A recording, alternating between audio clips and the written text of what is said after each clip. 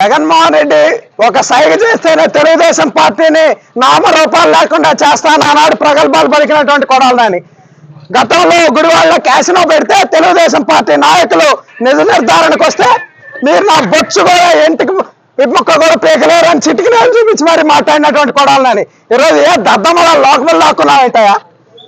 సిగ్గుండాలి నీ బతుకి. ఇప్పటికైనా అర్థం చేసుకో. అధికారం లేకపోతే పోలీసులు లేకపోతే నీ ఒక్కొక్క బతుకు.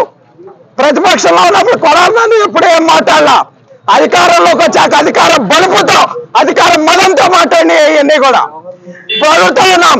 2021లో కొడాలని సవాల్ విసిరాడు. తెలుగుదేశం పార్టీ అధికారంలోకి వచ్చి చంద్రబాబు గారు ముఖ్యమంత్రి అయితే రాజకీయ సన్యాసం తీసుకుంటా అన్నాడు.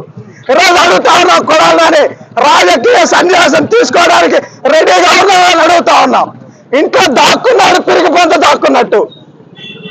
గుడివాడ ప్రజలు భారీ మెజార్టీతో తెలుగుదేశం పార్టీని గెలిపించారంటే అది నీ మీద ప్రజలకు ఉన్నటువంటి ఒక చేత్కారం అని ఈ సందర్భంగా తెలియజేస్తా ఉన్నాం.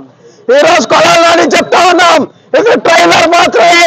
సినిమా ముందన్న రాజా లోకేష్ గారి ఆధ్వర్యంలో మళ్ళీ అంకుశ సినిమా తీపోతా ఉన్నారు. నిన్నే రామిరెడ్డి గారు పెడతారని కూడా ఈ సందర్భంగా చెప్తా ఉన్నాం. కొడాలని జనాల్లో కనిపిస్తే ఇక అదే ఆఖరి రోజు కూడా అవుతుందని ప్రజలు భావిస్తా ఉన్నారని కూడా ఈ సందర్భంగా తెలియజేస్తా ఉన్నా.